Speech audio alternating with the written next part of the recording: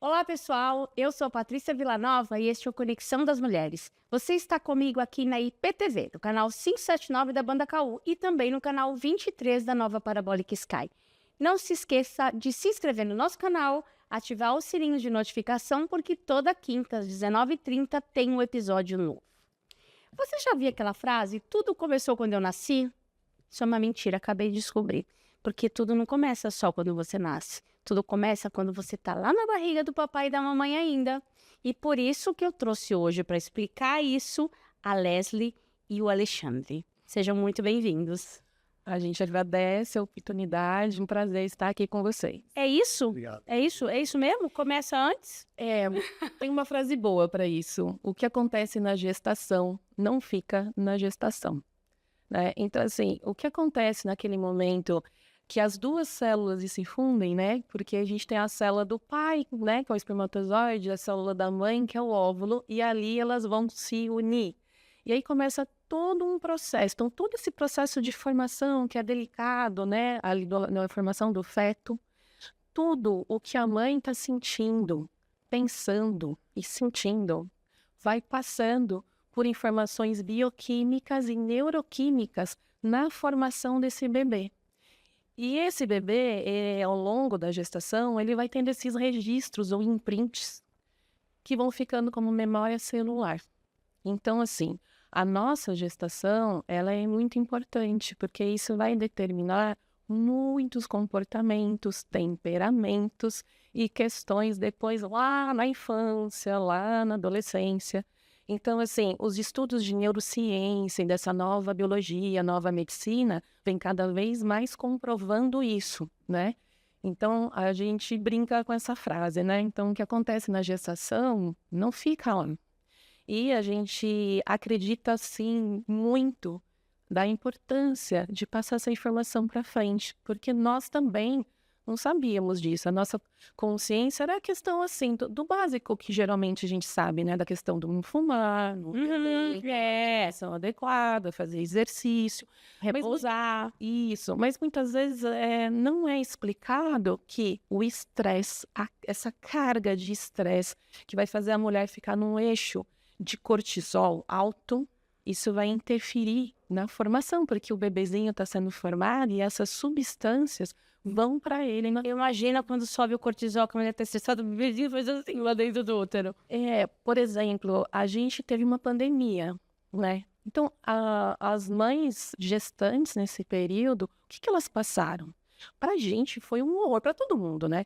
Medo, insegurança, ansiedade, temor do futuro, né? Porque ficou tudo muito incerto. Então, assim, será que é por acaso que agora a gente vê 4, 5 anos depois, diversas crianças com questões no comportamento? Será que é por acaso? Né? Então, é uma pergunta que eu deixo. Por quê? Essas crianças, elas foram gestadas num momento de muita tensão, né? Então, assim, aí você acaba vendo que tem crianças que acabam ficando com um cérebro hipervigilante, né? Estado de atenção o tempo inteiro. Isso, por quê? Porque a mãe estava assim. Né? E isso, Patrícia, não é uma forma de falar para colocar um peso, porque assim, a maternidade, a paternidade exige muito, né? Então, vamos... Muito! Muito! Vamos voltar uns passinhos para trás. Sim. Vocês estão se preparando para serem pais. E a partir disso que vocês foram buscar conhecimento. Ideal seria que todas as pessoas que querem se tornar pais estudassem para ser pais. Como a gente estava falando, a gente estuda para ser administrador, médico, para qualquer coisa a gente estuda, mas para coisa mais importante da vida a gente não estuda. Óbvio, você lê um livro, mas assim, a criança não vem com bula. Manual, né? Manual, que sabe esse, né? Porque muitas coisas seriam bem mais fáceis. Sim. E eu me lembro também que quando eu eu estava grávida, a minha gravidez foi bacana, assim, eu curti ficar grávida, tem mulheres que não gostam, Exato. tudo bem. Eu curti ficar grávida, e quando a minha filha nasceu, que a gente ia no pediatra, e o pediatra falava, ai, tem que fazer isso, assim, nas questões de comportamento, de adequações, e meu marido, mas o pediatra falou isso, mas o pediatra... Falou assim, ó, o pediatra vai zelar pela saúde do nosso filho. O esquema da nossa casa é nosso, Sim. porque cada um é de um jeito, cada casa funciona de um jeito, cada dinâmica de vida é de um jeito, né? Então, como que foi para vocês? Vocês me contam um pouco da história de vocês, como que vocês fizeram, tudo que vocês fizeram até chegar hoje no que vocês praticam de livro, de terapia, de palestras. Me digam. Pra gente, assim, bateu na nossa porta É. uma dificuldade, né? Que foi a questão de gestar. Então, assim, esse engravidar veio pra gente como um desafio, né?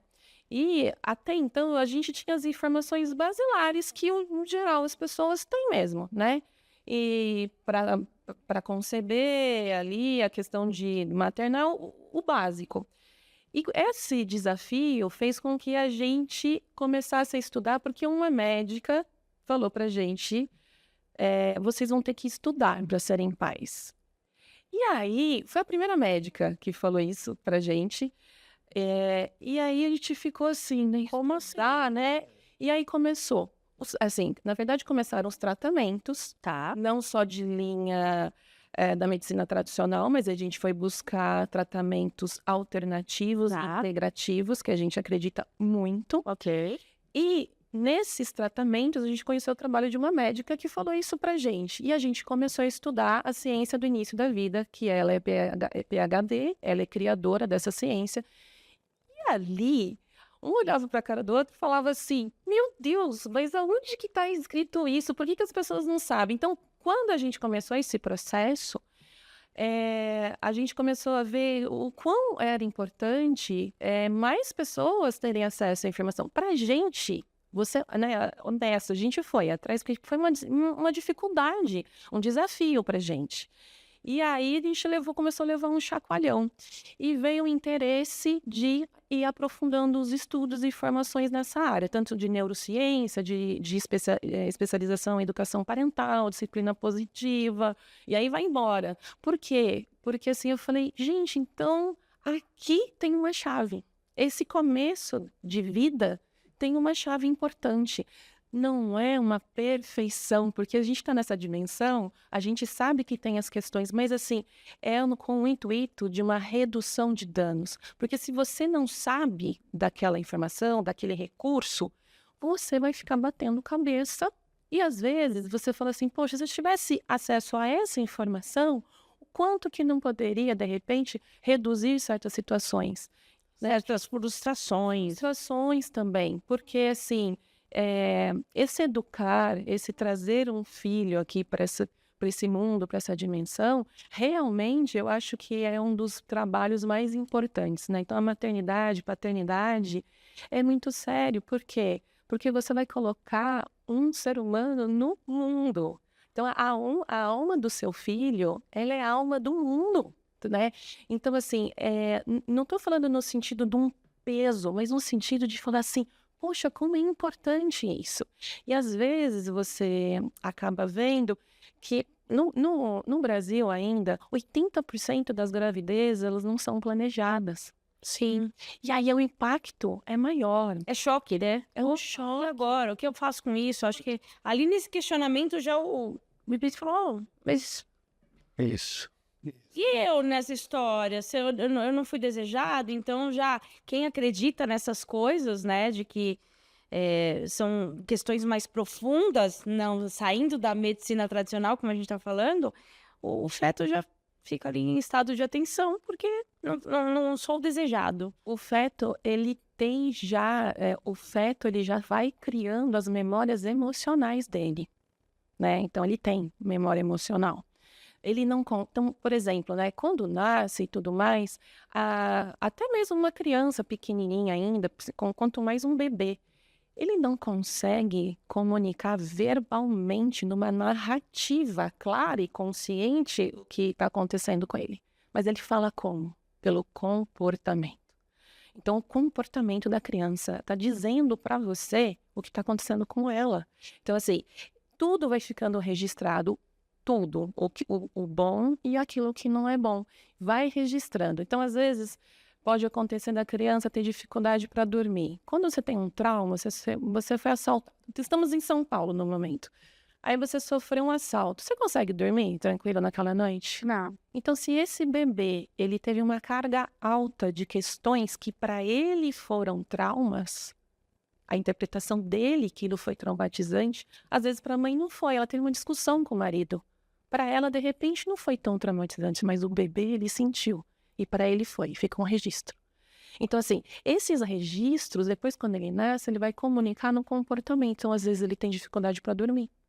Às vezes, depois ele vai crescendo, ele vai ficando uma criança mais birrenta, mais ansiosa, né? E quando a gente tem essa informação, a gente consegue fazer pelo roteiro de nascimento, entender o que aconteceu para auxiliar a fazer a liberação. Isso eu estou falando da parte terapêutica e de educação parental.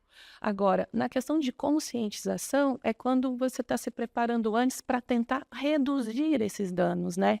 E isso ainda, são poucos casais ainda que fazem, por quê? Porque não tem ainda essa informação. Então, assim, se cada vez mais se difundir isso, mais casais vão, opa, vamos lá olhar para as nossas questões e amenizar aí na gestação, essa mulher tá com mais apoio do marido, da família, evitar carga alta de trabalho, de estresse. Por quê? Porque isso vai... São coisas que são muito difíceis, né? Que você não vai, infelizmente, não dá para você, estando grávida, ficar simplesmente de pernas pro ar, não pensando em nada, só assistindo filme. Não dá. Não dá. Agora, quando você está preparando para ser mãe, ser pai, só que de uma maneira convencional, por qualquer motivo de saúde que seja, você não vai conseguir engravidar. Por conta de um, por conta de outro, tudo bem. Mas você tem o desejo de ser mãe. E você vai para adoção. Como lidar com isso? Porque esse ser vem de outra pessoa. Isso, sim. É outro sistema. É outro sistema familiar. A gente está passando pelas duas experiências. Vocês estão na fila de adoção? Sim, também. Então, assim, para adotar, também é importante ter essa consciência, né? Na questão da adoção, a gente sabe que toda criança que vem pela adoção, no mínimo, ela vai vir com 2 traumas, de abandono e de rejeição. No mínimo. Então, ela vem para o casal que vai adotar com esses 2 traumas, né? E um outro ponto é, o pai e a mãe que vai adotar, ela tem que ter uma consciência e um respeito de coração pelos pais biológicos. Isso a parte sistêmica, estou falando. Tem um livro, eu posso citar? Pode, Um livro maravilhoso, que é de um médico que ele tem esses estudos sistêmicos, que chama Renato Bettarti. E ele fala, o título do livro é Como Adotar com Sucesso. E ele vai fazendo toda essa análise dos pais que estão se preparando para adotar, porque às vezes o que acontece, os pais que estão querendo adotar, em algum momento, se acha superior aos pais biológicos e não são. Olhando no seguinte sentido, porque os pais biológicos deram a vida. Não tem nada mais importante do que isso. Nada mais. E sem julgamento moral. É isso que eu ia falar. Não pode ter o julgamento moral do negócio se você quer adotar. Isso. Sem o julgamento moral, mas em razão do que aconteceu naquela família de origem daquela criança, essa criança veio para esse casal adotar porque aconteceu aquilo. Porque se não tivesse acontecido aquilo, ela não viria. Então, esse respeito em razão daquela dor, porque você concorda comigo que é uma dor, independente do que aconteceu ali naquela figura, é uma dor. Sim. É uma dor daquele sistema que está colocando para fora do sistema dele um membro. Um ser humano. Um ser humano. Vocês estão aí, então, nessa espera de um filho que ele pode vir tanto de uma forma biológica como de uma forma de adoção. Ou os dois. Ou os dois. Você sabe, curiosamente, eu tenho uma prima que ele é o meu primo, né? A esposa dele. Eles tentaram por muitos e muitos anos engravidar. Gastaram fortunas aí fazendo inseminação e não vingava, né? Uhum. E ela trabalhava no SOS Criança, por ironia do destino. Olha isso. E aí teve um determinado momento que ela já tinha uma certa idade. Ela falou assim: acho que deu pra mim. É um sofrimento muito grande, né? Cada vez que você perde um bebê ali. E vamos pra adoção. Sim. Ela entrou, começou nesses trâmites, ela engravidou naturalmente. Ela esqueceu daquilo, eu acho que ela tirou da cabeça aquilo. E ela engravidou, a filha dela tá com 19 anos hoje. E olha que curioso. Você acha que as questões desse... Você que tá aí nessa busca, estudando tanto, e acredita nessas questões que tudo começa lá dentro e tal, aqui influencia muito também, tipo, você tá ali focado naquilo, focado, e não consegue, de repente, quando você não desencana, mas você se convence que a forma convencional não vai ser, a coisa acontece? Eu creio que sim, porque a gente acaba tendo, ao longo da vida, muitas crenças que nos limitam, né? E aí a gente fica agarrado, às vezes, àquilo, né? E na questão, quando tem uma dificuldade para o casal, a dificuldade é para ambos, né? Nenhum tá com o outro por acaso, né? Então é um trabalho em conjunto, né? Também, porque não tem como. Pode falar assim, o que for, psicólogo, terapeuta, existe uma ansiedade, existe uma expectativa, né? Existe, né? A gente tenta equilibrar, equacionar. Então, assim, eu creio assim que quando você realmente dá mais aquela relaxada e tudo mais, pode acontecer. Como você falou da sua prima, eu tenho amiga que aconteceu isso, né? Então, assim, e é muito comum, né? Mas não olhando também, entrar num caminho de adoção como se fosse um remédio para tentar engravidar biologicamente, né? Não. Mas assim, é no sentido que eu acho que você tira um pouco o foco, né? Você consegue se sentir, eu acho que assim, um pouco mais à vontade com aquela situação, da possibilidade de querer, porque assim, tem casal que tem um desejo real de querer maternar e paternar, né? E aí, às vezes, a vida vem, como foi pra gente, de trazer esse desafio, né? E teve momentos lá atrás, né? Hoje já tá mais equacionado, mas lá no início foi assim, muito difícil, sabe? Bem difícil, né? Aceitar. De aceitar, é muito difícil. E aí, a gente foi buscando apoio de profissionais e tudo mais para ressignificar, né? E com tudo isso, tá vindo aí um universo de frutos que a gente nem esperava, né? Como a questão de livro, ou da parentalidade, dessa parte profissional, que também são frutos. Porque o que é o gestar? O que é você pôr um filho no mundo? É você criar, né? Então, quando você também faz um trabalho novo e tudo mais, você está criando, né? E pra gente tá vindo assim, tem hora que eu falo assim pra ele, nossa, veio o livro, mas eu queria o bebê. Né? Aí a gente fala assim, mais uma hora vem, né? E aí estão vindo outros frutos, porque a gente buscou ressignificar, para não ficar só na dor, né? É isso aí. E a gente está deixando, porque eu falei para ele, enquanto não chega para a gente pode auxiliar outros pais, outras famílias, outras crianças, né? Porque a gente está aqui para isso, né? Acho que se colocar a serviço também, né? Você sabe que um dia eu estava no trânsito, e eu me lembro que era um dia chuvoso, que nem o de hoje, e eu estava escutando uma pessoa falando, era um homem falando, eu não vou lembrar o nome da pessoa e tal. E ele estava falando assim, que quando você tem o desejo de ser pai, de ser mãe, e você tem que partir para uma adoção, você não pode ter o sentimento de que você está ajudando alguém a ter um lar. Exato. Parou por aí. Isso. A sua mentalidade tem que ser outra. Eu não tô querendo fazer uma caridade com essa criança coitadinha. A questão não é essa. A questão é que eu quero ser pai, quero ser mãe, quero ter toda a responsabilidade, todo o peso, né? Que isso engloba para que isso aconteça. E eu achei fantástico aquilo, e é verdade, né? Porque desejo de ser mãe, que tem mulheres que não têm, e tudo bem, e tem homens que também não têm, e tudo bem. Sim. Tem que ter muito uma vontade, uma predisposição, porque é desafiador, é maravilhoso, mas é difícil, muito difícil, né? Tem horas que você fala, meu Deus do céu, tem que ter muita consciência daquilo, tem que ter muita gentileza com a criança, que te desafia o tempo inteiro, que é um ser humano em construção, que por mais que você queira dar o seu melhor, às vezes aquilo não foi suficiente. E a culpa que a gente carrega com tudo isso, que é dolorido demais, né?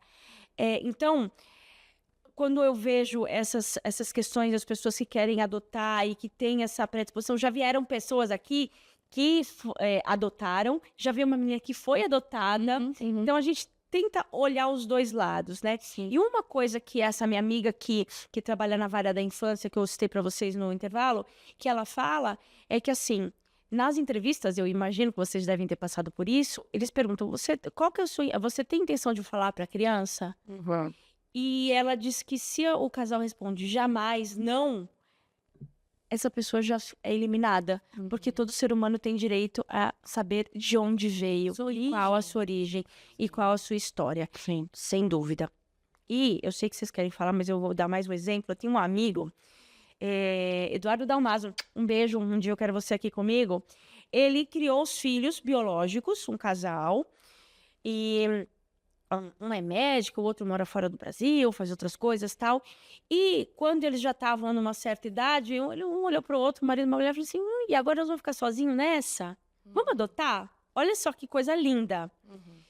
E eles começaram a buscar para adotar e caíram numa família de 4 crianças. E não bebês, tá? Já 4 crianças. E eles falaram assim, vamos adotar os 4. E olha que desafio, olha que coração aberto, olha que pessoas iluminadas para saberem, assim, que aquelas crianças viriam com diversos traumas. Sim. 4. Cada uma um trauma diferente, apesar de estarem na mesma família, mas que eles precisariam crescer enquanto seres humanos ali. Isso. E de não saber o que tinha por vir, né? Porque quais são as cargas que essas crianças carregam. Sim. E, infelizmente, eles se separaram. Ele ficou com as 4 crianças, optou por ir morar no meio do mato, mais ou menos assim, todos estudam, tudo, mas ter uma vida simples e que está fazendo a diferença na vida das crianças, que elas não precisavam ter coisas, elas precisavam ter amor.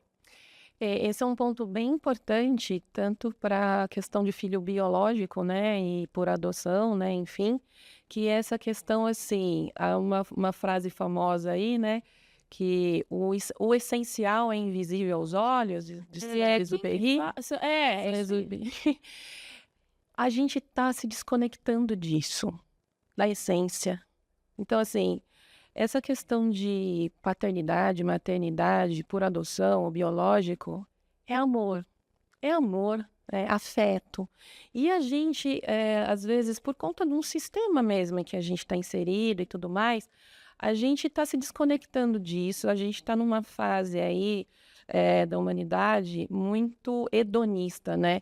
Que são esses prazeres superficiais, tudo muito superficial, tudo muito rápido, tudo. E a gente está perdendo essa simplicidade do seu amigo, né? De repente falar assim, vamos para o mais simples, mas com amor, com o que é o essencial, né? E isso às vezes está faltando até na criação e na gestão do próprio filho biológico, porque assim, é tanta preocupação, às vezes, com o quadrinho que vai pôr na maternidade, com as lembrancinhas que vai dar para quem vai visitar, que se perde a noção do que é a essência. A essência é você acolher o teu filho. Quando ele chega... eu cheguei aqui no estúdio pra gente gravar, eu não te conhecia, eu não conhecia o lugar. Você chega como? Como que você chega? Você chega um pouco mais apreensivo, né? Porque não conhece o que eu vou encontrar? Né? O que eu vou encontrar e tudo mais. O bebê é a mesma coisa, ele tá ali dentro da mãe, naquele escurinho, tá ali, ele sente confortável, e de repente tiram ele de lá. O que ele precisa? Afeto, contato, respeito, conexão. Ele precisa de acolhimento, né? Porque é isso que vai vincular, né? Então, assim, e as pessoas estão preocupadas com a lembrancinha, com a roupinha não sei das quantas. Gente, A gente precisa voltar para a essência. A essência. Ontem eu li alguma coisa no Instagram que falou assim, seu filho não vai mudar, daqui a alguns anos, para o seu filho não vai fazer a menor diferença a idade que ele começou a ler, Exato. os tênis de marca que você deu. Exato. Nada disso vai fazer sentido, sabe? Com quantos anos que ele, sei lá... Sabe, coisas assim que a gente, entre mães, a gente disputa. Ah, mas meu filho começou a ler com 5 anos. Ah, mas a minha filha é uma atleta, lá, lá, lá. Então, a gente tem essa disputa, porque somos adultos e muitas vezes meio babacas, nesse sentido dessa competitividade. E a criança, tudo que ela quer é o amor. Esses dias, a minha filha, eu falei, filha, eu trabalhando e ela aqui. Eu falo, ela nada, eu só quero ficar do seu lado. Isso. E principalmente essa conexão, né, do olho no olho, né, evitar telas, né, até 2 anos de idade, zero tela, zero. A gente foi um dia num evento em Caraguatatuba, aquelas festinhas juninas de escolinha, assim, a gente gosta, assim, a gente foi, e aí a gente viu um carrinho de bebê com um pai, com um casal jovem, né, de pais, assim, né, a mãe e o pai bem jovens, e eles arrumando um tablet no carrinho pro bebê. Aí ele assim, eu vou lá. Eu falei, ai, meu Deus. Por quê? Porque, assim, eu acho que cada vez tem que ser mais difundido isso, principalmente na mídia aberta, porque isso está causando muitos danos. As crianças estão crescendo com alto índice de dopamina, e isso está fritando o cérebro dessas crianças. Depois, quando eles ficarem maiores, eles não têm conexão com o pai e a mãe. Eles preferem ficar na tela. Porque não foi trabalhado isso nesse início. Até os 3 primeiros anos de vida, o bebê é filhote. É filhote. Ele quer descobrir o mundo. E a gente tem tanta coisa para a criança, né, descobrir. Imagina uma criança aqui sentada no carrinho. Ela vai estar alucinada com essa luz. Tudo é novidade. Porque tudo é novidade. E que nem o filhotinho, né, do cachorrinho, do gatinho. Que vai querer aquela caixa que tá ali, que não serve para nada. Tudo é estímulo. Então, com certeza. E se você observa, como você tocou nesse assunto, se você observa um filhotinho de gatinho, um filhotinho do mamífero, no cachorrinho, tudo, o que você observa quando eles são bebezinhos ainda? Acolhimento, né? Assim, a cachorrinha, ela tá ali, ela quer acolher. Se nasceu o filhotinho, ela quer acolher. Chegou um certo momento que ela sente que o filhote, ele já consegue andar, ele já tem os dentinhos, ela começa a empurrar esse filhote para a vida, que muitas vezes é um outro ponto, né, que pode ser tema de uma outra pauta, que é um outro momento que o pai e a mãe têm que modificar essa função do pai e a mãe, que aí empurrando o filho, né, vamos Pro mundo, preparando o mundo para ser autônomo, né?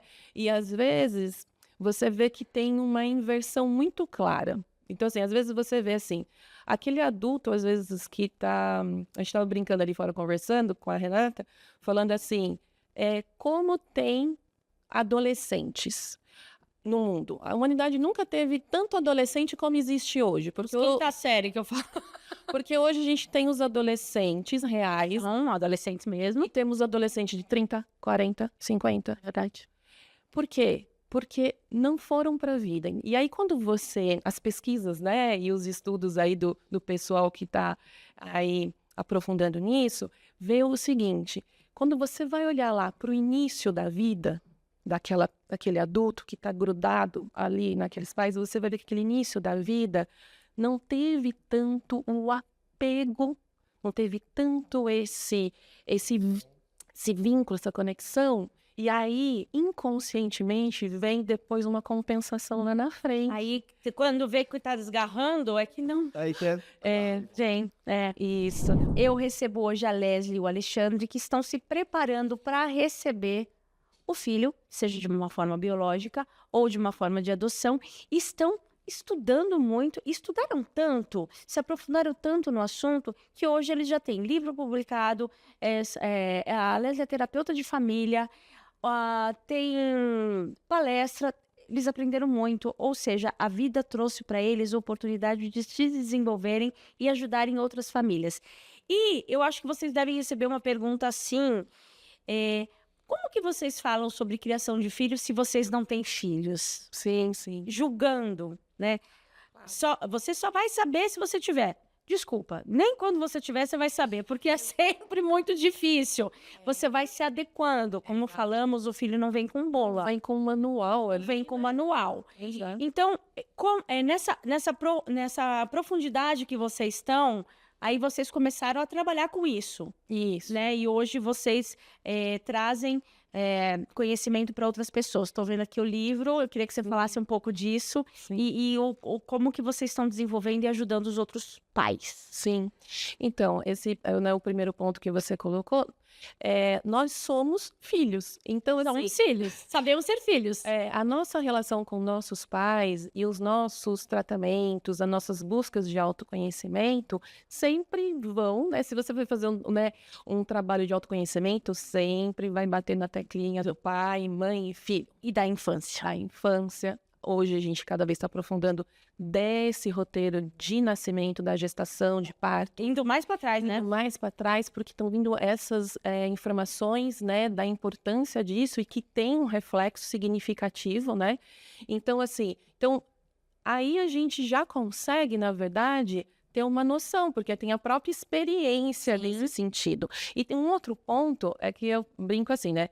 Por exemplo, né, se você vai num médico, né, vai até um médico que ele é um oncologista, necessariamente ele tem que ter tido câncer para ele tratar o seu câncer, Não, né? é isso mesmo. Exemplo fantástico. Não, e o que ele fez? Ele estudou, ele tem recursos, ferramentas Para te ajudar. te dar um apoio, um acolhimento, um norte. Dentro daquilo que você falou, que eu achei muito importante, cada família é uma família. Então, assim, o terapeuta, o educador parental, que vai fazer esse acolhimento com aquele pai e mãe que está tendo um desafio ali com aquela criança, ou que esse pai também está cansado, estressado ou perdido, enfim, na verdade é um respeito de como funciona aquela família, né? Cada lar tem a sua sistemática, Sim. né? Então, assim, é esse cuidado do profissional de ter os recursos, a ferramenta, mas ter esse acolhimento, essa visão de fazer a adaptação conforme a necessidade, a visão daquela família também. Isso é bem importante, é um respeito, né? Com certeza, com certeza. E quando a gente fala que nasce uma mãe, nasce uma culpa, e acho que antigamente, na época da minha mãe, na época dos pais de vocês, eu imagino que eles não tinham essa consciência de que a primeira infância é a que vai moldar tudo. Então, batia nas crianças, agressão verbal, enfim, né? Se cuidava muito diferente do que a gente tem como proposta hoje. E aí, muitas vezes, falava assim, eu apanhei a vida inteira e tô vivo. Tá vivo. Tá vivo. Sobrevivente. Quantos anos se passaram? A gente... inteligência artificial tá aí. Você não tinha inteligência artificial. Exato. Então, as pessoas parecem que ficam presas ao passado, justificando que as ações dela hoje são decorrentes... Ficando aquilo que aconteceu. E esquece que nós somos um ser em constante evolução. A gente tem que melhorar.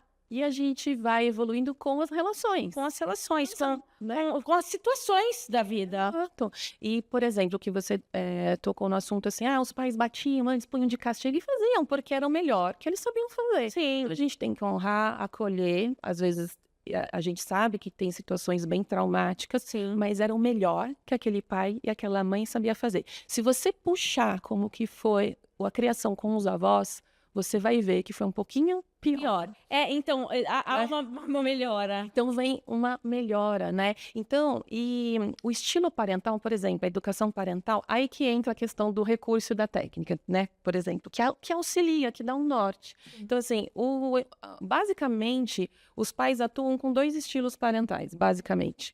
Ou é o estilo parental autoritário, Você vai ter medo ao invés de ter respeito. isso, ou é o estilo parental permissivo. Ai, gente. Tudo é fofinho, tudo é lindo. Esses 2 estilos parentais, você percebe que é uma compensação. E às vezes na mesma casa, o pai às vezes é um estilo e a mãe é outra. E aí a criança ela vai ser criada com essa ambiguidade, ou às vezes tem os dois estilos atuando ali dentro da casa. Então, a educação parental vem aí nesse movimento também do que? Com esse recurso e conhecimento de acolher esse pai, se a mãe às vezes está com uma dificuldade com a criança, de orientar para evoluir para um estilo parental autoritativo competente, que a gente chama, que seria o quê? Aí entra um pouco de disciplina positiva também, que é da Jane Nielsen, né? Que tem E aí ele já falou sobre mais. que é o quê? É ter esse acolhimento no sentido, é um ser humano. Pequeno, menorzinho, mas é um ser humano que está desenvolvendo ainda o cérebro dele. Ele está aprendendo, ele não tem ainda todos os recursos de controle de impulsos. Então, por exemplo, se a gente for a gente está morrendo de fome, mas a gente chegar a um restaurante self-service, se tiver uma fila enorme, a gente está com fome, mas a gente consegue manter a classe de ficar na fila. Põe uma criança de 3 anos lá. Não é isso? Por quê? Porque ela não tem o desenvolvimento cerebral ainda. E aí é legal a parte da educação neuroconsciente, no sentido de saber isso. Ele não tem a formação do cérebro ainda toda formada, então ele não tem controle dos impulsos básicos, basilares. Se o pai e a mãe sabem disso, tem mais paciência, né? De conseguir entender o que está acontecendo. Propriedade para aquilo, né? Isso. Então, eu acho assim, um profissional ligado à parentalidade auxilia nisso, né? E também vai contribuindo para que desperte a consciência para outra visão da maternidade e paternidade. Um ponto, às vezes, que a gente vê até na mídia, de famosos, às vezes, você vê assim, eu amo meu filho, mas eu odeio a maternidade. Eu tenho uma amiga. Isso. Então, quando sem julgamento, mas assim, quando você ouve um discurso desse, a gente sabe que existe algo ali. Existe algo para ser trabalhado. E se não for trabalhado, aí que entra essas terapias integrativas, o que acontece? Já ouviu falar de epigenética? Como? Epigenética? Não, mas vamos deixar isso para outro episódio. Mas tá. Isso ajuda? Então, é porque assim, epigenética é uma. A gente vem com um DNA numa carga ali, né, dos nossos pais e dos nossos ancestrais dentro da nossa formação. A epigenética é o estudo das funções do nosso DNA, da funcionalidade. Então é como se fosse assim, sabe pastinha? Sabe pastinha no computador de arquivo? Então a gente tem as pastinhas ali.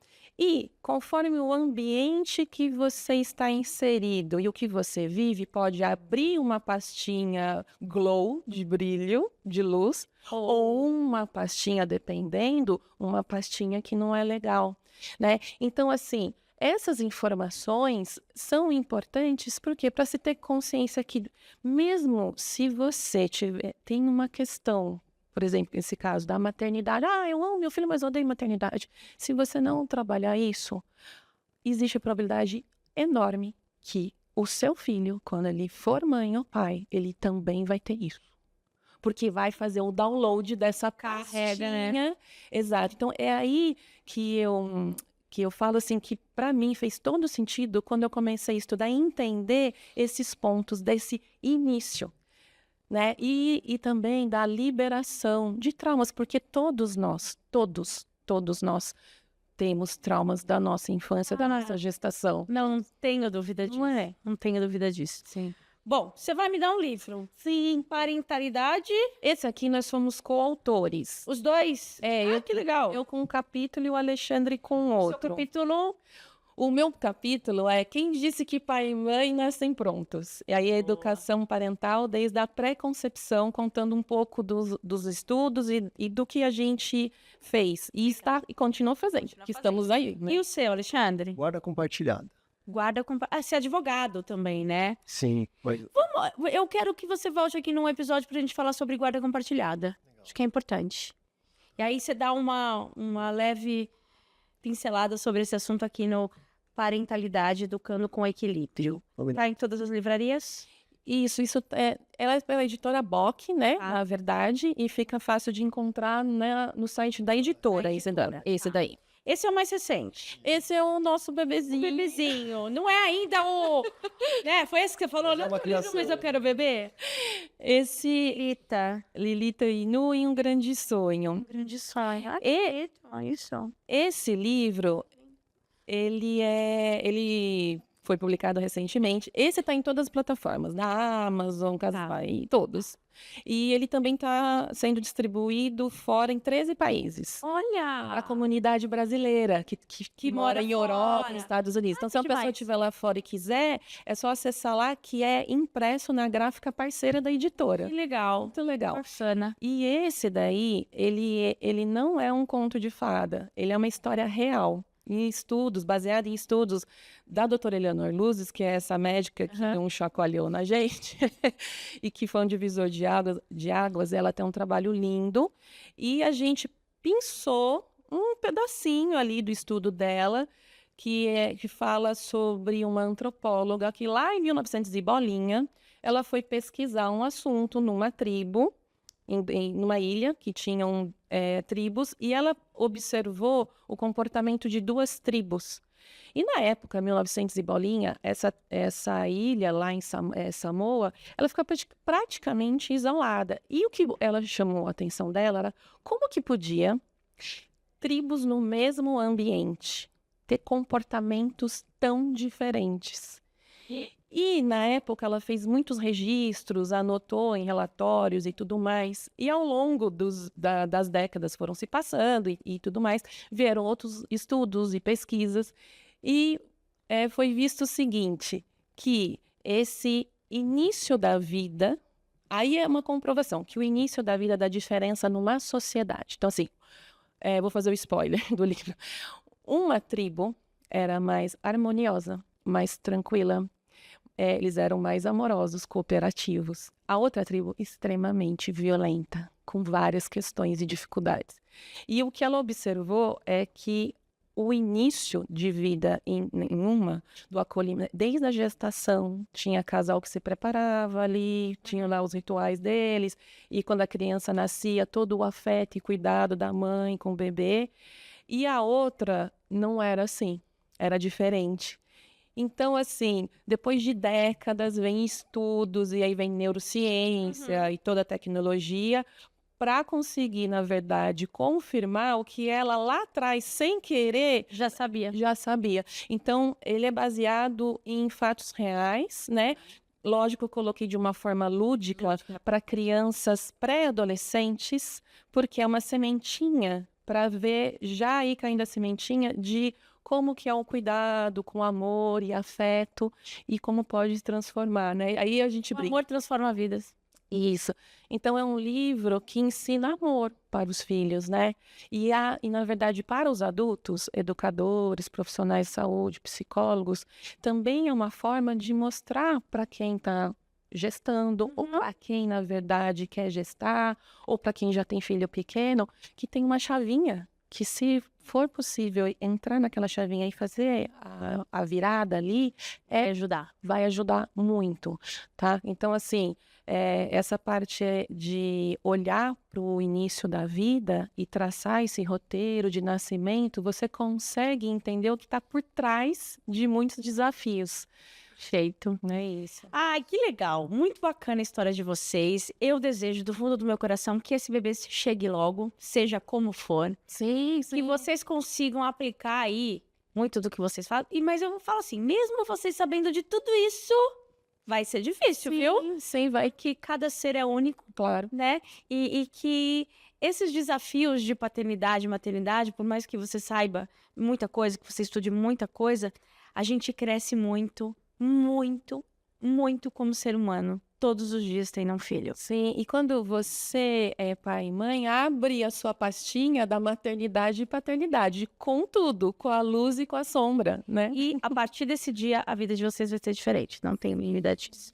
Agradeço muito a presença de vocês. Eu vou dar um presentinho da Brus Cookies, nossa parceira, para adoçar a vida de vocês. Obrigada, a gente agradece. Volta aí para você falar sobre a guarda compartilhada e você sobre a epigenética. Tá bom? Tá bom. Tem um compromisso os dois comigo. Combinado. Gente, um beijo e até o próximo episódio.